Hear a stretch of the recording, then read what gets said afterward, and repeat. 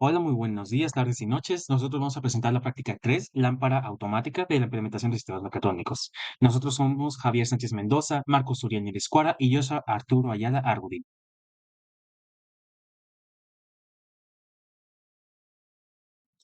Hoy en día el transistor se ha considerado como un componente electrónico esencial, desempeñando un papel crucial en una amplia gama de aplicaciones tanto en electrónica como en sistemas automatizados. Su valor distintivo proviene de su habilidad para funcionar como un interruptor gestionando de manera electrónica.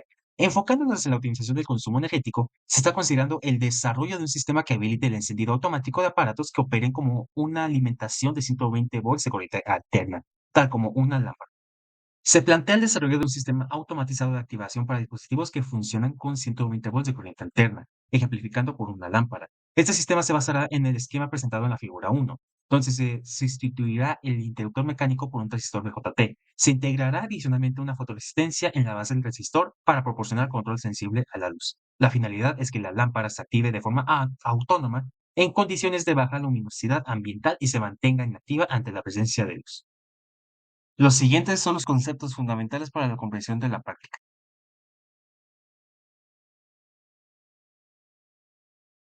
Como actividad previa, primeramente estaremos viendo qué es un relevador de poca potencia. Un relevador mecánico de baja potencia es un dispositivo electromecánico que actúa como un interruptor controlado por electricidad. Este está formado por una bobina y un conjunto de contactos. Al pasar corriente por la bobina se genera un campo magnético que atrae un núcleo móvil, permitiendo que los contactos se abran o se cierren. Los relés mecánicos se emplean ampliamente en diversos sistemas de control eléctrico y electrónico debido a su fiabilidad y sencillez. Ahora bien, respondiendo a la pregunta de cuál es la función del diodo en este circuito, es proteger el transistor que controla el relé de los picos de voltaje que se generan al desactivar la bobina. Estos picos de voltaje, también conocidos como extracorriente de apertura, se producen debido al colapso del campo magnético almacenado en la bobina cuando se interrumpe la corriente. El diodo, al estar conectado en paralelo con la bobina, permite que la corriente fluya en sentido inverso cuando se desactiva el transistor. Esto disipa la energía almacenada en el campo magnético de la bobina y evita que se generen los picos de voltaje dañinos. Ahora bien, pasando a la parte del diseño. A partir del fragmento del circuito propuesto y el cambio del interruptor a un transistor NPN, se realiza el dibujo esquemático que lo podemos ver en la derecha. El diseño requiere considerar las propiedades de dos componentes para su diseño, el relevador y el transistor. Primeramente, como objetivo tenemos que el transistor en saturación funciona como un interruptor. El foco prende en la ausencia de la luz y el foco mismo se apaga cuando la luz está presente.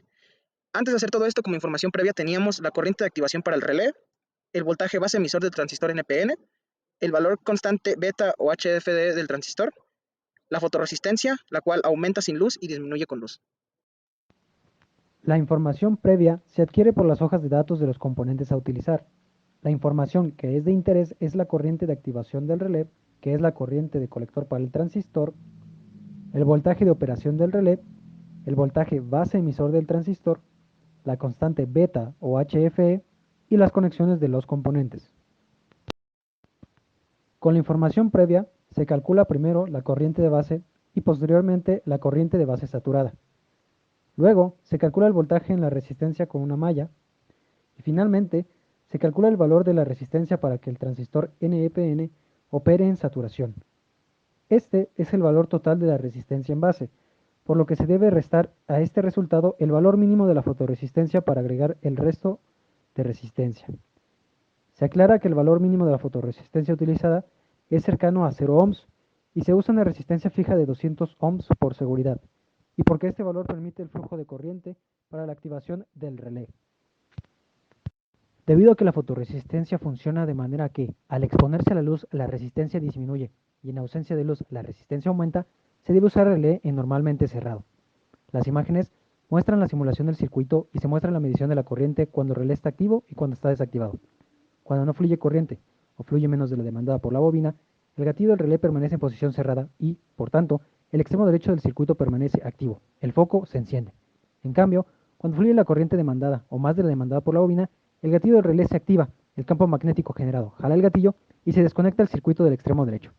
Se aclara que el valor de la resistencia difiere del calculado debido a las propiedades de algunos de los componentes utilizados en el simulador Multisim. Bueno, ya tenemos el circuito implementado, vamos a conectarlo. Lo que vamos a observar es que el foco se va a prender, pero cuando encendemos la otra fuente de 5 voltios, lo que va a pasar es que se va a apagar el foco. Entonces, lo que sucede es que cuando nosotros tapamos la fotorresistencia, se va a encender ahora el foco. Y ahí está. Voy a quitar los dedos de la fotorresistencia, recibe luz, se apaga el foco. Y este es el circuito.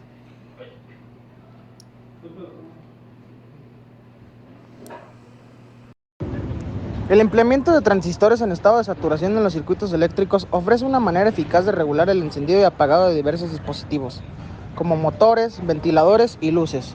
Al incorporar relevadores mecánicos se amplía la capacidad de control, permitiendo gestionar secciones específicas del circuito, independientemente de si la corriente es continua o alterna. Este enfoque es esencialmente útil en el diseño de sistemas de iluminación automática, ya que simplifica y mejora la capacidad de controlar dispositivos eléctricos de manera automatizada, brindando mayor eficiencia y versatilidad en su funcionamiento. El aprendizaje más relevante de esta práctica fue comprender a fondo la implementación de un transistor en un circuito. Durante la práctica me enfoqué en entender el valor de voltaje base emisor y cómo funciona en saturación, entre otros aspectos. Contribuí al diseño del circuito eléctrico, ayudé con la simulación y conseguí los materiales necesarios. Lo que más me gustó fue el de tener más tiempo en el laboratorio para explorar a fondo el funcionamiento del transistor. No tengo ninguna queja sobre la práctica ni algo que no me haya gustado. Y si pudiera cambiar algo, optaría por circuitos un poco más simples para explorar mejor la combinación del transistor con otros componentes eléctricos. El aprendizaje más relevante de esta práctica considero que fue el hecho de utilizar algo que hemos estado viendo en clases como lo son los transistores, las funciones que este tenía dentro del circuito y cómo funcionan en otros aspectos. Durante la práctica mis aportaciones fueron realizar los cálculos correspondientes para los valores que teníamos que sacar para el funcionamiento del circuito. Colaboré un poco también haciendo las conexiones y ayudando a mis compañeros. Lo que más me gustó de esta práctica es haber implementado algo en la vida real que hemos estado viendo a lo largo de los días durante clase. No hay nada que me haya disgustado realmente de la práctica. Considero que la práctica es perfecta, por lo cual no tendría nada que sugerir en cuanto al cambio. De la misma manera, me gustaría comentar que este tipo de prácticas a nosotros como estudiantes nos atraen debido a que aplicamos los conocimientos adquiridos en clase en la vida real. Muchas gracias. El aprendizaje más relevante de la práctica fue conocer el funcionamiento del relevador y los tipos de relevadores. Mis aportaciones fueron sugerir el diseño del circuito, facilitar la obtención de los componentes, guiar los cálculos para el circuito, analizar las variantes de simulación del circuito e implementar el circuito. Lo que más me gustó fue aprender sobre el relevador. Lo que menos me gustó fue la incertidumbre o desconocimiento para realizar las conexiones del circuito alimentado por corriente alterna y no cambiaría nada de la práctica, aunque tuvimos problemas para obtener los materiales a tiempo.